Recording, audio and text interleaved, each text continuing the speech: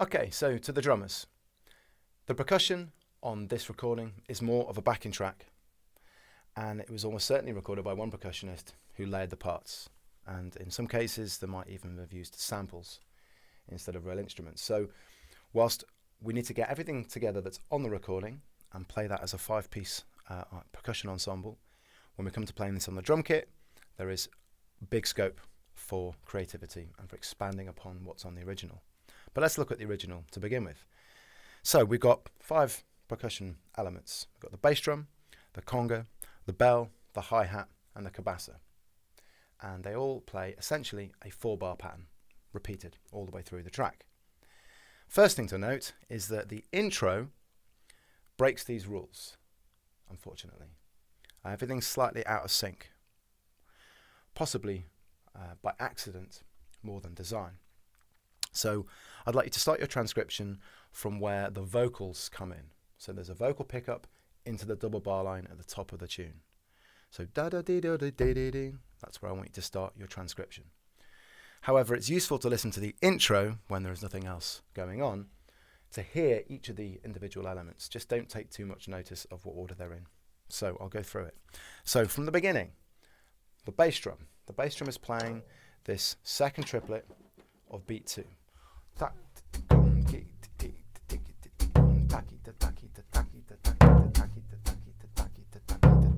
Okay, all the way through, and we'll have someone playing that on a floor tom.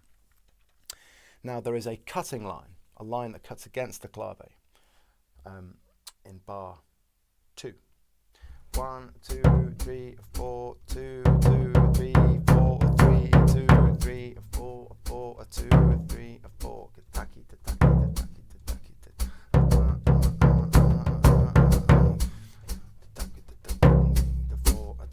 Okay, so transcribe that, come prepared to play that.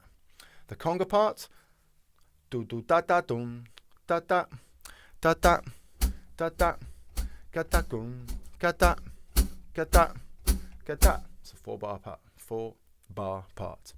I'll count the bars on my fingers.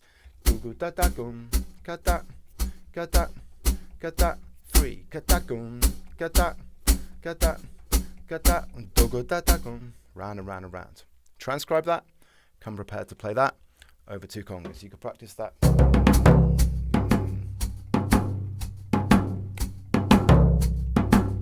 There, or however you like. The bell is just dig it and did it and did it and did it and did it and did it and taki da taki da taki da taki da. And the hi-hat is playing that second triplet. Or you see how less stable that feels if we're not playing the first triplet behind it. So if I was playing that on the hi-hats, I'd be inclined to play triplet, 4 triplet, 1 triplet, 2 triplet, 3 triplet, 4.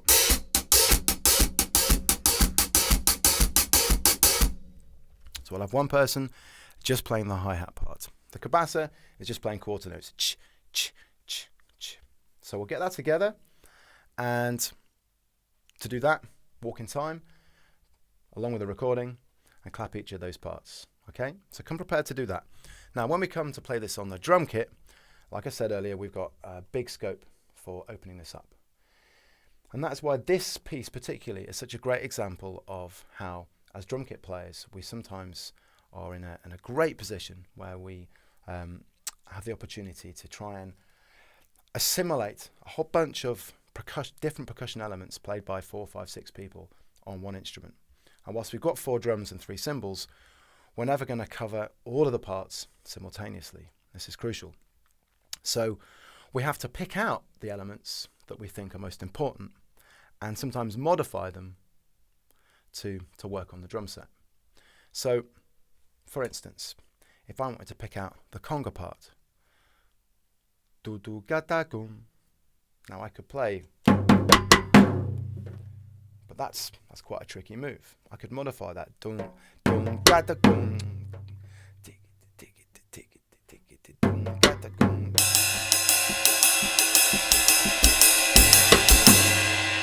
So rather than trying to play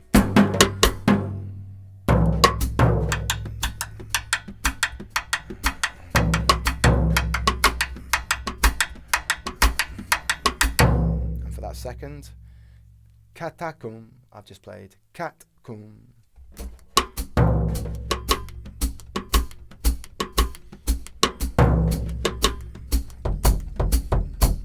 Okay, so that's a common way to play a conga slap, is a cross stick and the open sounds around the toms.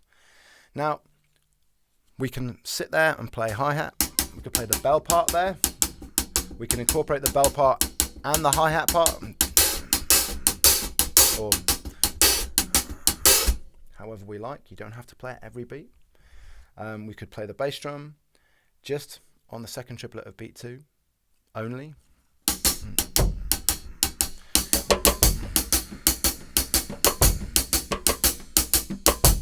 It's up to you. It would be great to get that cutting line in. I'd really like to hear that cutting line. That's going to take some coordination to get that together. So let's pick that part apart a little bit. And first I'd like to say that this is not a bembe. Do not play a bembe over this track. The reason being that a bembe has the quarter note triplet onside and offside within a bar. So we have 1, 2, 3, 4, 2, 2. We have that flavor, and on the starting on the second triplet, 3 triplet, 4 triplet, 1 triplet, 2 triplet, 3 triplet, 4 triplet, 1. An on and offside quarter note triplet happening within a bar, with doubles to get us from one side to the other. So I don't want to hear, because that's kind of missing the point of this tune. So let's listen to the bass drum part and see how the clave works on this instrument. So, like I said, it's 3/2.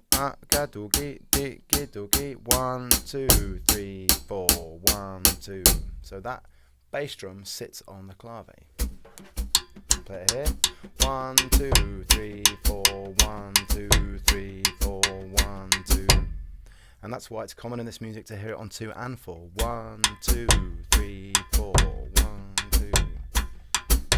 Okay?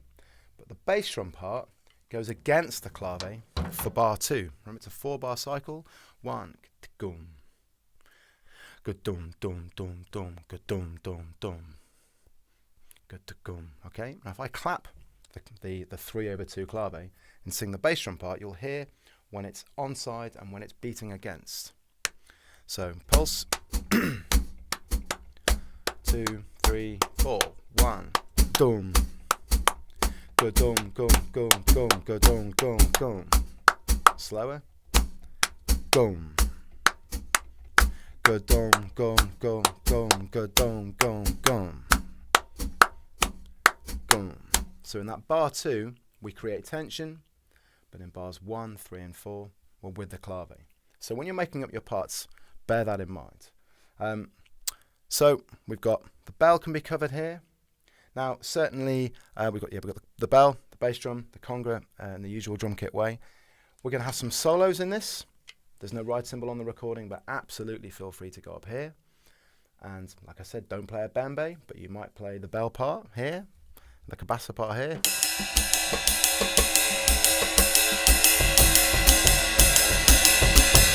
I'm really leaving that up to you. This is just a couple of ideas. What I'd like to see if we do this piece in the assessment is for people to come with their own interpretation of the rhythmic elements of this piece over and above what is on the original recording.